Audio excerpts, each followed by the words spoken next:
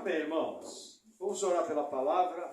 Senhor, nós oramos te dando graças, oramos colocando a nossa vida diante de ti, pedindo que o Senhor venha com o teu poder, edificando a tua igreja e nos dando entendimento da tua palavra. No nome de Jesus, amém. Amém, irmãos.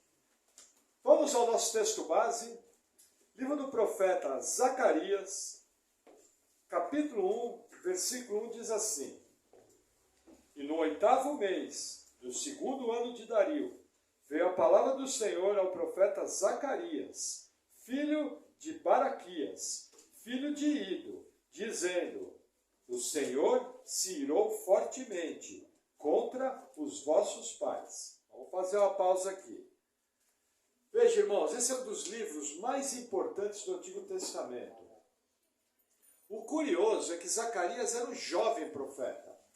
E ele profetizou nos mesmos meses que o profeta Ageu. O que Deus está fazendo aqui? Deus está juntando um velho profeta Ageu, já idoso, provavelmente acima dos 80 anos de idade, e ele pega esse jovem profeta. Só que Zacarias tem uma história interessante. Porque sempre no Antigo Testamento, quando aparece o nome dos pais, e a gente sabe que os antepassados deles são profetas, o que nós entendemos? Que Zacarias era de uma linhagem de profetas.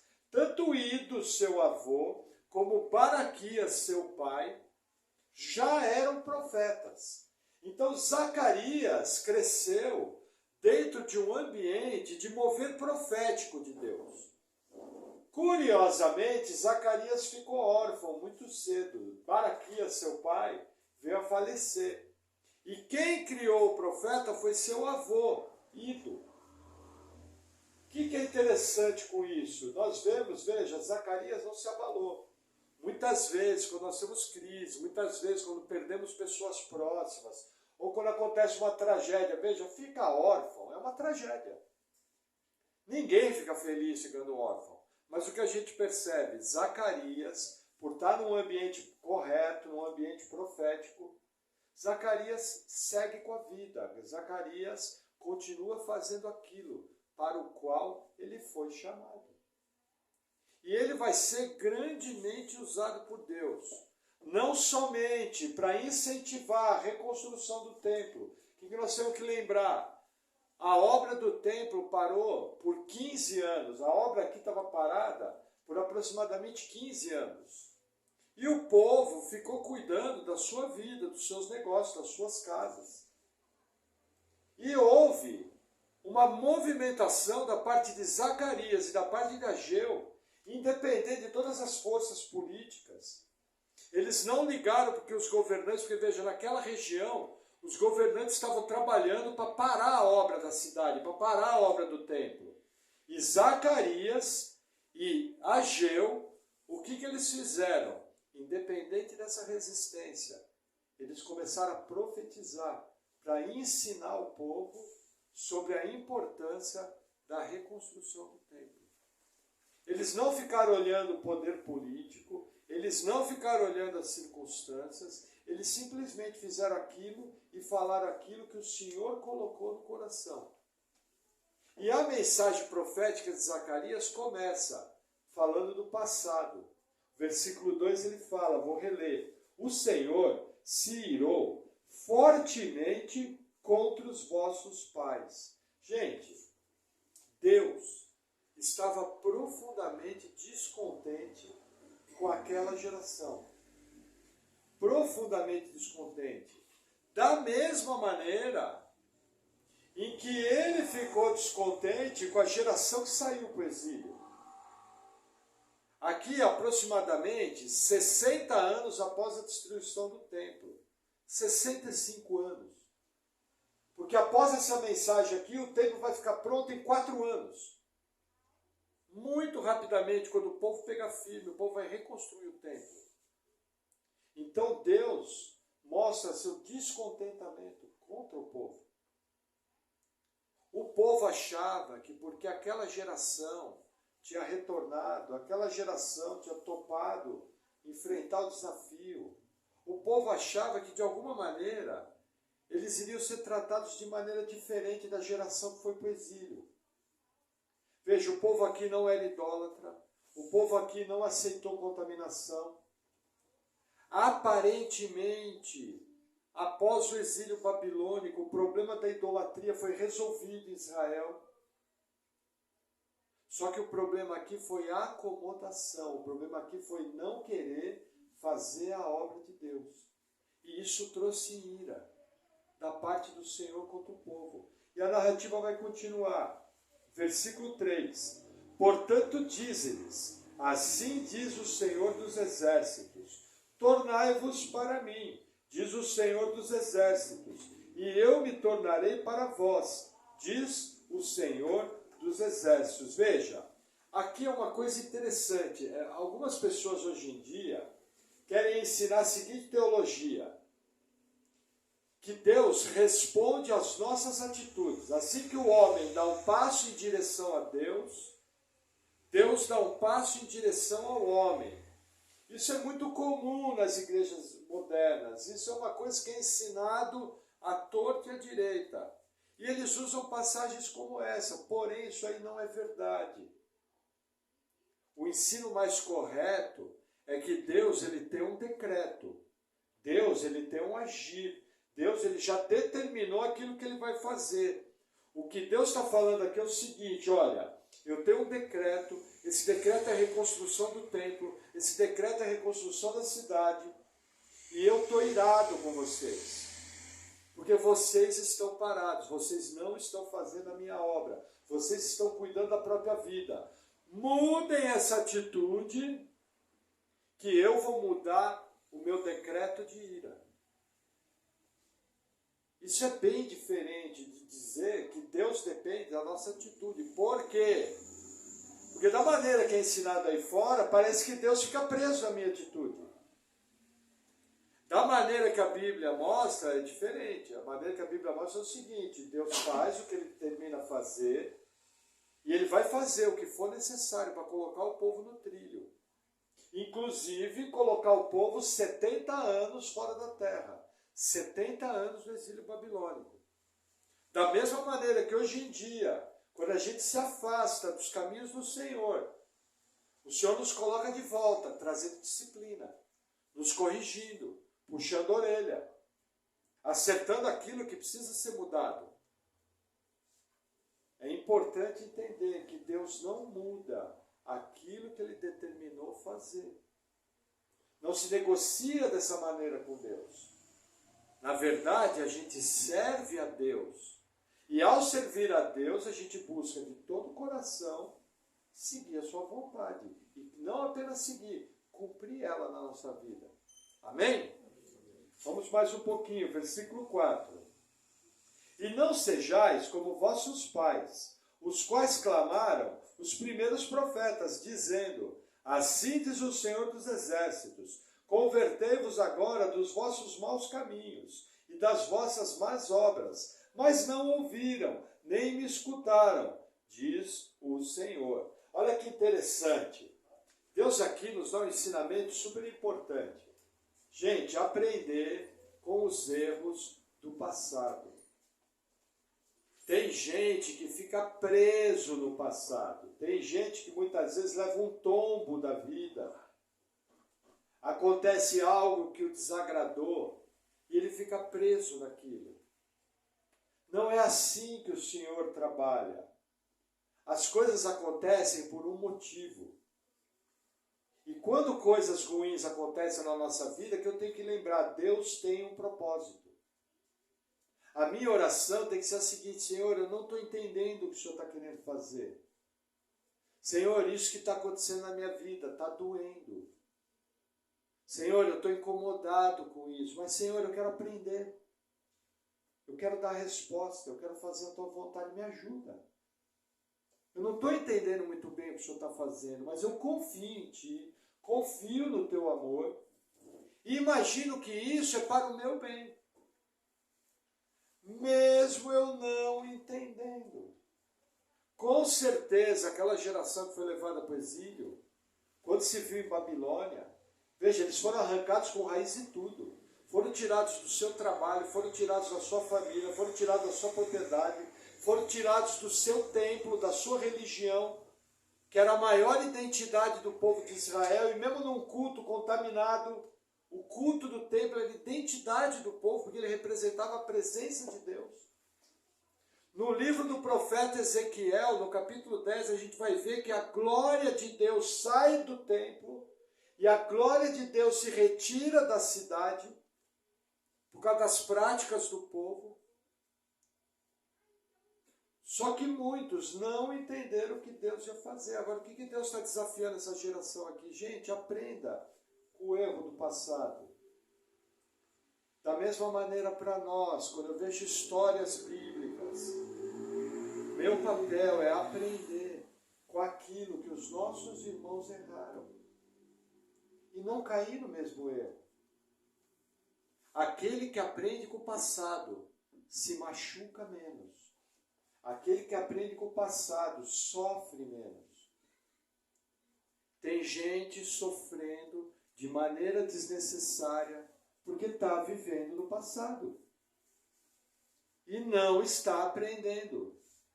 Até chega a permanecer no mesmo erro. Não precisa disso. Amém? Vamos avançar mais um pouquinho, versículo 5. Vossos pais, aonde estão? E os profetas, viverão eles para sempre? Contudo, as minhas palavras e os meus estatutos, que eu ordenei aos profetas, meus servos, não alcançaram os vossos pais? E eles voltaram e disseram, assim como o Senhor dos Exércitos fez tensão de nos tratar, segundo os nossos caminhos e segundo as nossas obras, assim ele nos tratou. Gente, essa passagem aqui, você pode passar muito rapidamente por ela, mas ela traz uma verdade que sempre a gente tem que lembrar. Como a nossa vida é curta. Como a nossa existência é curta. Quem aqui já viveu mais, não vou muito, mais do que 40 anos de idade, já começa a perceber que a vida é muito rápida. Esse ano aqui, eu estou no meu 25º ano de fé, vou completar 25 anos de crente. Aí essa semana eu estava perguntando, puxa, será que Deus vai me dar a honra de servir Ele por 50 anos? Para isso acontecer, eu preciso viver até os 84 anos. 83 para 84. Agora a pergunta é, não é muito rápido? Quando você olha para trás, não passou rápido? Quando você olha, seus filhos estão grandes, o tempo passou, seu cabelo branqueou, seu corpo mudou, às vezes algumas enfermidades aparecem, e a vida vai passando. E a pergunta é, você para pensar na grandeza de Deus. A sua palavra é eterna, a sua obra é eterna. Aquilo que nós servimos a Deus é eterno. E a nossa vida é um conto. Nós não sabemos sequer se amanhã nós vamos amanhecer e acordar. Podemos durante a noite acontecer alguma coisa e você já está com o Senhor. Nós não sabemos. Nossa única certeza é que um dia a gente vai partir. Ah, pastor, eu sou novo. Vai no cemitério. E vê quanta gente partiu com menos de 1 ano de idade. Quanta gente partiu com menos de 5 anos de idade. A questão é que a Bíblia fala que Deus colocou a eternidade no nosso coração. E a gente jamais vai dormir. É bom que seja assim. Ninguém vai dormir assim e falar, nossa, será que amanhã... Eu vou falar uma coisa que não existe, vou acordar morto. Ninguém acorda morto. Você conhece alguém que fica fazendo plano? Nossa, será que segunda-feira eu vou morrer? Não, você faz plano, puxa vida. Daqui a 5 anos eu quero estar assim, daqui a 10 anos eu quero estar assado. Como é que vai ser quando meu filho crescer? Como é que vai ser quando meu neto crescer? Nós fazemos planos para a eternidade. Por quê? Porque Deus colocou a eternidade no nosso coração. Agora, é meu papel o quê? É um sentimento bom, pensar no futuro, é uma coisa boa, é uma coisa ótima. Mas eu tenho que lembrar que o que dura de verdade, vai chegar um momento que a única coisa que vai restar é a verdade da palavra de Deus. E aquilo que eu fizer na obra de Deus.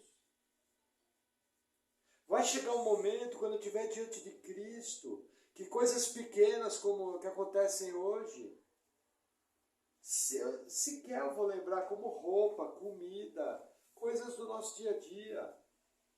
O almoço de domingo. Almoço de domingo é bom, inclusive quer me convidar, me convida que eu vou com o maior prazer. Mas almoço de domingo é só um almoço de domingo. O que vai ficar de verdade é você trazer seu filho para a igreja. O que vai ficar de verdade é você servir a Deus. O que vai ficar de verdade é você se dedicar a uma vida verdadeira em Cristo. Seu casamento, seu trabalho, sua família.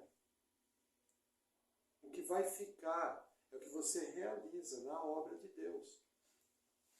Mas pastor, eu vou para a igreja só 2 vezes. Irmão, acorda, você é crente. Período integral. Você não entra aqui e virou crente, sai daqui e virou uma pessoa secular. Nós somos cristãos período integral, no meu trabalho, no meu casamento, quando eu pego o ônibus, quando eu estou educando meu filho, quando eu estou cozinhando. Não existe essa divisão entre o santo e o profano. Eu sou cristão, período integral. E tudo aquilo que eu fizer, como se eu tivesse servido a Cristo, buscando o melhor, aquilo que vai ficar. Quando eu perco tempo, gasto tempo com a minha família, falar das coisas de Deus, gasto tempo em oração. Irmãos, oração, elas são incenso que sobe para Deus e que agrada a Deus. Cada vez que eu oro, Deus se regozija. Porque eu estou em humildade, colocando meus medos, colocando meus anseios, colocando meus planos diante de Deus. Lembra? Quando eu oro, eu falo com Deus. Quando eu leio a Bíblia, quando a Bíblia é pregada, Deus fala comigo. Isso é o que eu tenho que me dedicar. Então, irmãos, meu conselho, quando eu vejo uma passagem que nem essa, busca a Deus. De uma maneira bíblica, de uma maneira equilibrada, buscando ter vida. Deus é Deus de relacionamento, Deus é Deus de família. Porque, veja, você buscando a Deus, tem vindo algo ao meu coração. Quando a crise vem, você resolve de maneira diferente. Porque você está firmado na rocha. E aquele que está firmado na rocha, Jesus ensinou. Vem a tempestade e a rocha não é removida. Então começa a mudar a tua mentalidade. Lembra disso. Eu tenho um prazo de validade aqui. Eu já entro nesse planeta com um prazo de validade. Como que eu vou usar a minha única vida nessa existência? Amém? Amém. Vamos avançar mais um pouquinho. Versículo 7. Deixa eu tomar um gole de água.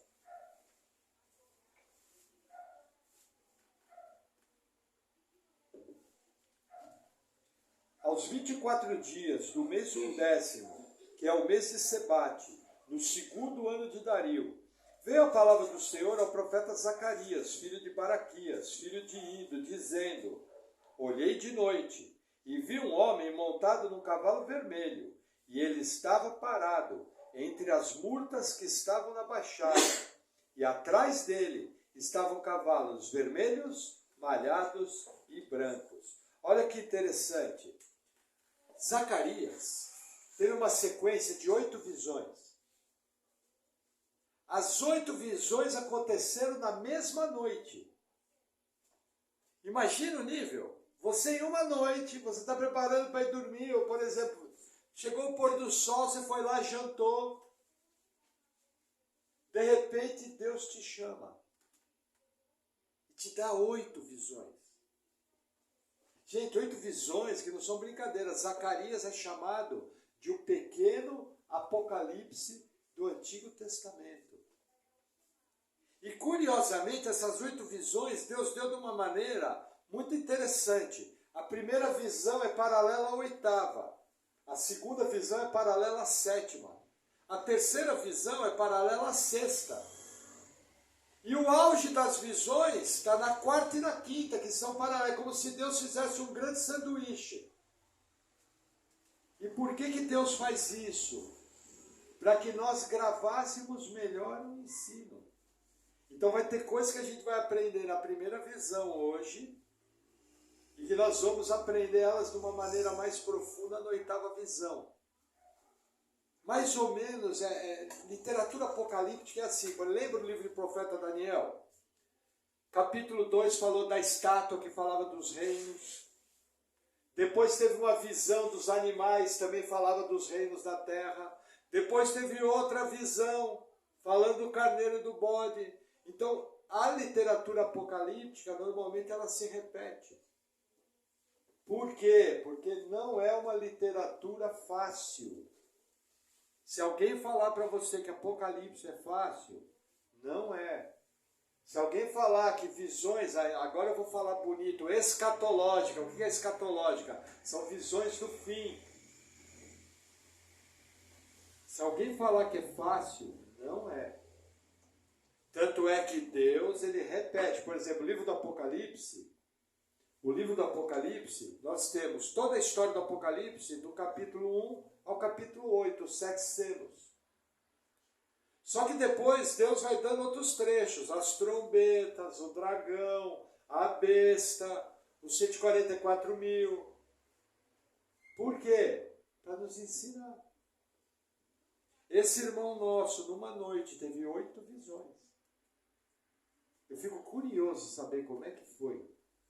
Porque veja, nessas visões, ele é lançado no mundo espiritual, ele está plenamente consciente, perdão, e ele está diante de seres espirituais. Por exemplo, o que aparece aqui são a visão de cavalos. Num desses cavalos está montado o anjo do Senhor. Quem é o anjo do Senhor? O anjo do Senhor é Jesus Cristo antes da sua encarnação como homem. Sempre que você vê no Antigo Testamento o anjo do Senhor, com características que só Deus pode fazer, você tem ali a figura de Jesus pré-encarnado. Agora, olha que interessante. Nas falsas religiões, os transes são inconscientes. Suprime a consciência. Infelizmente, no passado, eu não tive a graça de crescer num lar cristão. Então era comum, nesse ambiente místico do Brasil, às vezes você ir consultar um médium, um feiticeiro, uma feiticeira normal, cartomante. E eu lembro, num desses transes, a pessoa não estava mais lá. Estava um outro ser, que a gente sabe pela Bíblia, que é um espírito maligno. E quando acabou o transe, a pessoa voltou e ela não sabia nada que tinha acontecido. O nosso Deus trabalha exatamente o oposto. Nosso Deus trabalha com os seus profetas, com os seus servos, que somos nós, em plena consciência. Isso é uma coisa muito importante. Você vê que Zacarias teve 8 visões uma noite, não é pouco material, e ele teve condição de colocar tudo no papel. Detalhe por detalhe. E essa visão é a seguinte, ele olha, ele vê 4 cavaleiros com 4 cavalos. Esses cavaleiros são liderados por um cavalo vermelho, mas tem a presença de cavalo malhado, que é cavalo preto, ou aquela cor baio, que é aquele marrom meio amarelado. Quem é do interior aqui sabe o que é o cavalo baio. E cavalos brancos. As cores aqui não são muito relevantes. Nessa visão aqui, mais relevantes são os cavalos. Por quê? Os cavalos representam o poder de Deus através de seres espirituais correndo na terra. Até hoje é assim, até hoje existe o ministério dos anjos. Existe um mundo espiritual, esse mundo espiritual é real. Esse mundo espiritual é habitado por anjos e por anjos caídos, que nós sabemos que são demônios. Porém, nós não temos que nos atentar tanto enquanto o mal faz. Mas a gente tem que ter certeza de que existe um Deus que age. E os anjos de Deus nos cercam, nos protegem, nos cuidam em todas as situações. Amém? Não existe a figura do anjo da guarda. Quem aqui é de origem católica vai lembrar, reza para o anjinho da guarda. É até pecado, você nem pode rezar para anjo. Porque anjo é criatura, não é criador. Mas a gente de boa fé, eu rezei já para o anjo da guarda. Graças a Deus o Senhor me libertou. Mas não existe a figura do anjo da guarda. Existe a figura de anjos acampados ao nosso redor, nos guardando. Isso é real. E eu não preciso ver. Se a palavra de Deus diz que existe, eu creio. Amém? Vamos seguir. Versículo 9. E eu disse, Senhor meu, quem são estes? E disse-me o anjo que falava comigo, eu te mostrarei quem são esses. Olha que interessante, a visão fica mais interessante.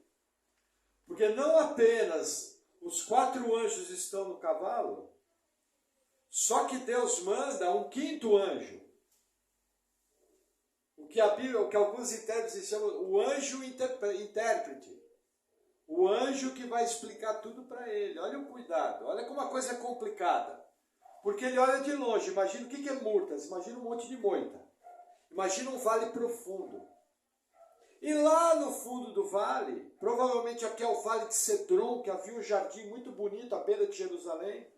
Provavelmente esse lugar, um lugar muito bonito. Quando ele olha, ele vê os cavaleiros, que a gente vai saber pela visão que são anjos e o anjo do Senhor. Só que aí o profeta pergunta, quem são esses? Aí você fala, profeta, você está louco? Não, ele está perguntando para um outro anjo que está do lado dele, para dar toda a interpretação. Nossa, pastor, bem que Deus podia mandar um anjo para falar comigo hoje. Ele podia, só que não precisa. Por quê? Porque aquilo que Deus quer falar comigo está registrado na palavra. Deus pode fazer algo extraordinário? Pode, mas é bem exceção. Porque já está registrado aqui, Zacarias não tinha nem Novo Testamento. Zacarias viveu 500 anos antes do nascimento de Jesus. Ele viveu essas visões, registrou essas visões, e provavelmente quem colocou no livro pode ter sido um outro escritor. Então ele precisava desse ministério dos anjos. Hoje eu não preciso, mas o problema é que eu quero ver anjo, eu quero ver fogo descer do céu, eu quero ver um monte de coisa, eu não quero ler a Bíblia. Que é tudo que eu preciso. Já está aqui. Amém? Vamos lá, versículo 10. Então respondeu o homem que estava entre as murtas e disse, estes são os que o Senhor tem enviado para percorrerem a terra. E eles responderam ao anjo do Senhor, que estava entre as murtas, e disseram, nós já percorremos a terra, e eis que toda a terra está tranquila e quieta. Olha que interessante. Veja, o texto é explicativo, mostrando que esses anjos percorreram a terra. E aí eles trazem uma notícia, que você olha a princípio, uma notícia boa, a terra está quieta. Está tudo em ordem, está tudo jóia. Quem é que não quer paz? Todo mundo quer paz. Só que olha que curioso. A terra aqui são as nações. A terra aqui são os gentios. Eles estão em paz. Eles estão em prosperidade. Mas e o povo de Deus está onde? O povo de Deus está numa cidade parcialmente destruída. Um templo destruído. A obra paralisada. Grande parte do povo ficou em Babilônia. Quem veio para a terra, lembra a nossa palavra? Foram os improváveis. Muitos que não tinham outra opção, era apenas voltar para a terra. O que eu vejo aqui? O ímpio, o incrédulo, estava tranquilo, estava em paz. E o povo de Deus estava em tribulação, uma tribulação tal, que Deus teve que mandar 2 profetas para profetizar na mesma época. Irmão, aprenda com esse texto. O fato de você ter problemas na sua vida nem sempre quer dizer que algo está errado com a sua vida. Muitas e muitas vezes na nossa vida nós vamos passar por crises. É necessário que as crises venham, porque crises foram feitas para nos levar ao padrão mais alto. Crises foram feitas para que eu cresça, para que eu amadureça, para que eu me torne mais íntimo de Deus. Porque se a minha vida for só festa, eu vou me tornar alguém egoísta, que só olha para o próprio umbigo. E que jamais, por causa da minha natureza pecaminosa, eu vou fazer a vontade de Deus. Tenta lembrar na sua vida, quando você mais cresceu, quando você mais foi maduro, foi quando mais você teve luta, quando mais você teve problema. E ao vencer os problemas, você era outra pessoa. É só olhar para a sua carreira, é só olhar para o seu casamento, é só olhar para a sua família. E é só olhar para o tamanho das crises que você já venceu e veja como você saiu mudado delas. Então a questão na crise é o teu pensamento correto, o teu foco correto. Não adianta correr da crise. O que é ensinado de maneira espiritual em muita igreja hoje? Teve crise? Vem para a igreja, que nós vamos estalar o dedo, eu vou fazer uma oração forte e a tua crise vai sumir. E aí você vai para a igreja, você faz a oração forte, muitas vezes você faz ofertas de dinheiro, ou responde a desafio, e assim que você sai da igreja, o problema está exatamente no mesmo lugar. E aí você se pergunta, tem algum problema com Deus? Não, o problema é que você acreditou numa mentira. Você acreditou que coisas complicadas seriam resolvidas de maneira simples, e isso não existe. Vou te explicar uma coisa que pode ser uma coisa complicada, que pode ser resolvida de maneira simples. Deus realizar um milagre de uma cura. Isso é instantâneo. Tchum. Mas isso depende da vontade e do propósito de Deus. Agora eu pergunto, você está num grande desafio na sua vida. Você acha que é simples assim, você vai para a igreja, o pastor vai orar, você vai sair da igreja com a testa brilhando de óleo, entendeu? Venha para a campanha poderosa das portas abertas. E é um enganado. Não funciona assim. Porque se Deus é um Deus de autoridade, Deus é um Deus que tem um plano para a sua vida, até as crises fazem parte desse plano. Qual que é o nosso problema? Nós somos crianças. E criança só quer fazer aquilo que agrada. Adultos faz aquilo que tem que ser feito. Nossa, pastor, como? Vou te dar um exemplo. Quem aqui já não passou a noite acordado com o filho doente? E quando foi 4 horas da manhã, a febre foi embora. E a criança passou bem. E você teve que acordar às 6 da manhã e trabalhar. Sabe por que você fez isso? Porque você é adulto. Se você fosse criança, você ia dormir junto com a criança. Irmão, Deus não tem parte com criança. Deus só tem parte com homens e mulheres que têm dificuldades, que têm limitações, mas que confiam naquilo que Deus pode fazer através dos processos da vida. Amém? Vamos avançar. Versículo 12. Então o anjo do Senhor respondeu e disse: ó Senhor dos exércitos, até quando não terás compaixão de Jerusalém e das cidades de Judá, contra as quais estivesse irado estes 70 anos? Olha que interessante. O anjo do Senhor está se dirigindo a Deus Pai. É muito interessante, está fazendo uma oração intercessória. O Novo Testamento nos ensina mais sobre isso. Quando nos ensina lá em Romanos, que nós não sabemos como orar, e que o Espírito Santo intercede por nós com gemidos inexprimíveis, e que temos advogado junto ao Pai, Jesus Cristo. Isso daqui é uma passagem mais simples, onde essa verdade, gente, existe um mistério na Trindade. Porque olha que interessante, Deus é um, só que ele subsiste em 3 pessoas.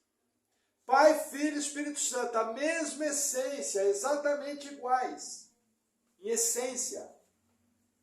Porém, dentro da Trindade existe um regime de hierarquia. Vamos colocar melhor, um regime ministerial.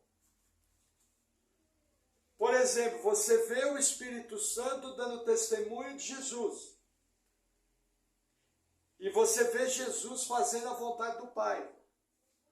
E você vê Jesus orando em nome do Pai. Você não vê o Pai orando em nome do Filho. Então, olha que interessante. Só existe um único Deus, que subsiste em 3 pessoas, iguais em essência, porém ministerialmente eles têm uma diferença de ação, de maneira de agir. E é isso que nós vemos aqui. É isso que nós estamos vendo aqui. O anjo do Senhor intercedendo junto ao Pai, perguntando: Senhor, nos fala, quando o Senhor vai mudar o destino de Jerusalém? Simplesmente é isso. Agora, Jesus não sabia o que Deus ia fazer? Sabia, mas aqui é uma pergunta didática. Deus está ensinando o profeta. Amém? Vamos avançar, versículo 13.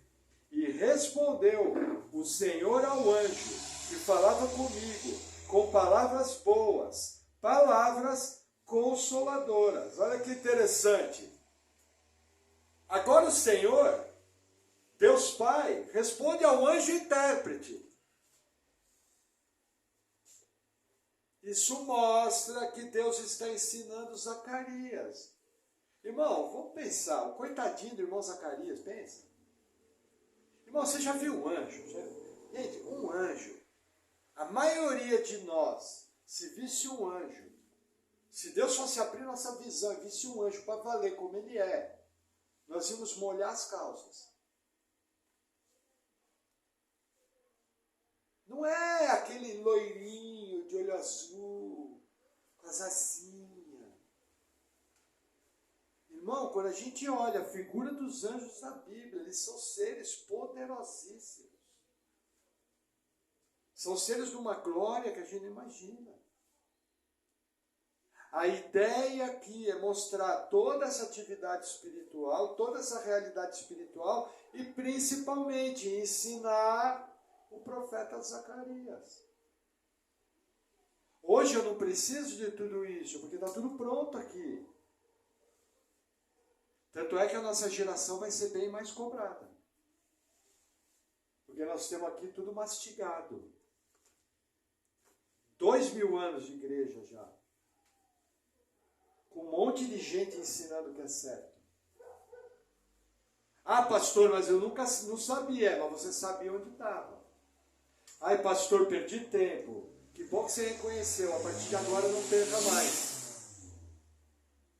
Deixa para trás o que ficou, aprenda com o passado e faça certo a partir de agora. Acabou. Amém? Vamos avançar mais um pouquinho. Versículo 14.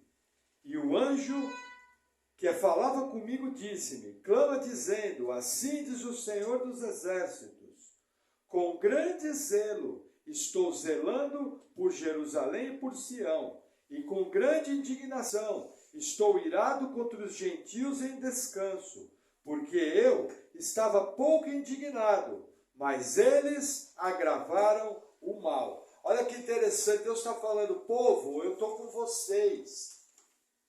Povo, eu estou zelando por vocês em Jerusalém.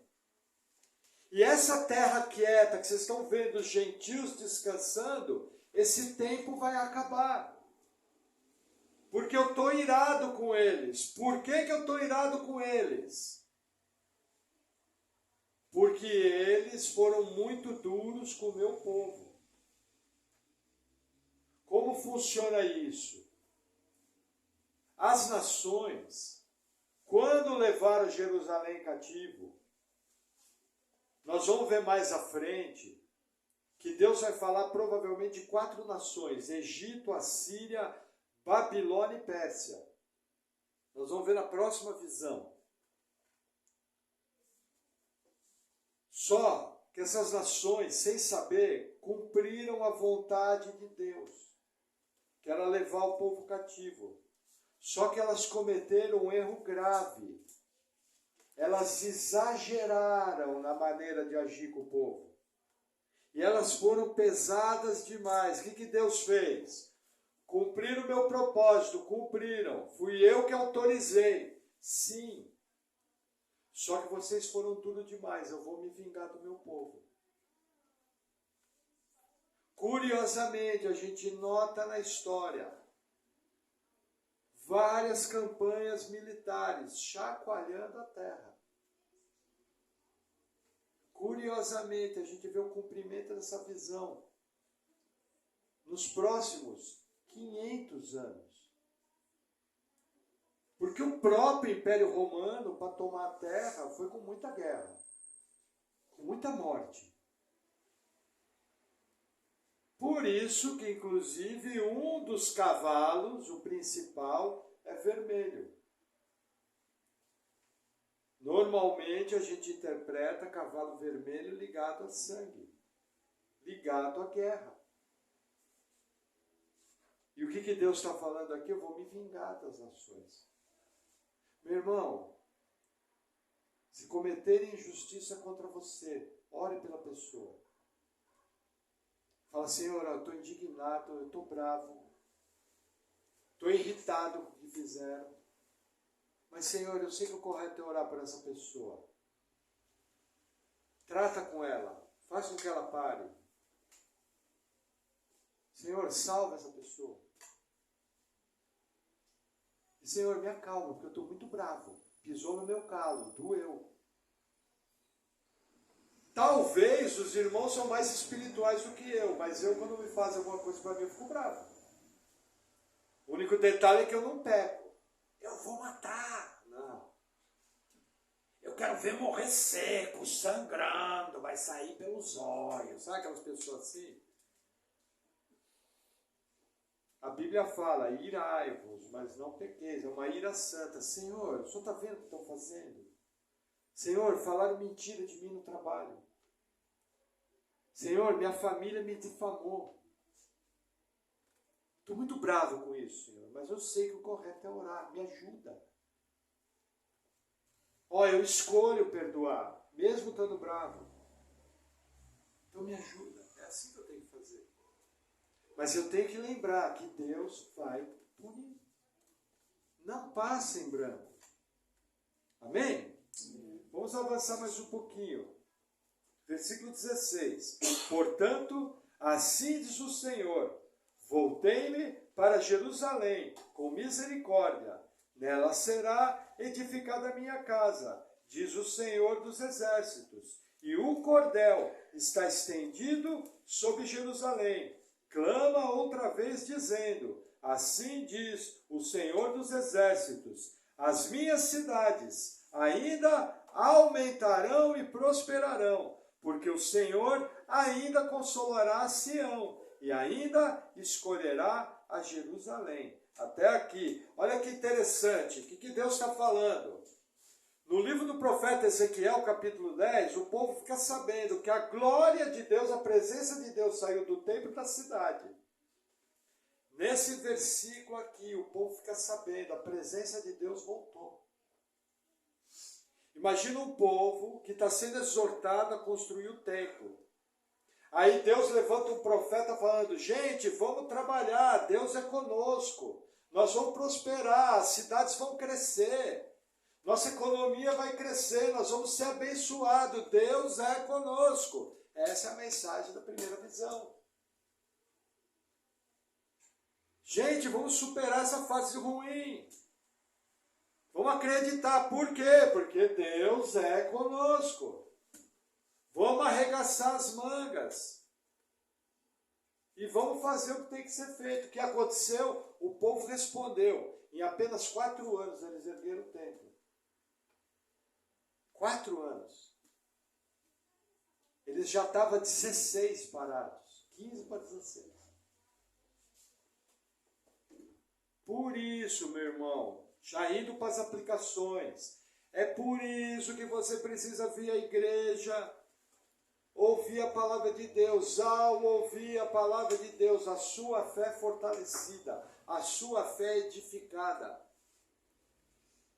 Quando eu estou falando aqui sem saber, existe até exemplos que eu dou, que vão diretamente à sua vida. Aquilo não é mérito meu, aquilo é obra do Espírito Santo que inspira o pregador quando a palavra é exposta de maneira bíblica. A fé vem pelo ouvir a palavra do Senhor. Você precisa se alimentar. Não somente isso, você precisa vir aqui para a igreja. Entregar sua ansiedade como? Orando, fazendo pedido de oração. Não somente isso. Se você nasceu de novo, se você foi salvo de verdade, Deus te deu uma nova família. É a igreja do Senhor. Eu tenho que conviver com essa família. Se Deus me deu uma família para conviver. Sempre lembre, irmão, para vir para a igreja vai dar preguiça. Para fazer a obra, a nossa natureza carnal. Quer ficar na cama, tomando um suco gelado. E comendo uma comida bem gostosa. E fazendo algo que me agrada. Agora, fazer a vontade de Deus é bom, mas às vezes fazer a vontade de Deus envolve um certo desconforto. Amém? O que mais eu separei aqui? Veja.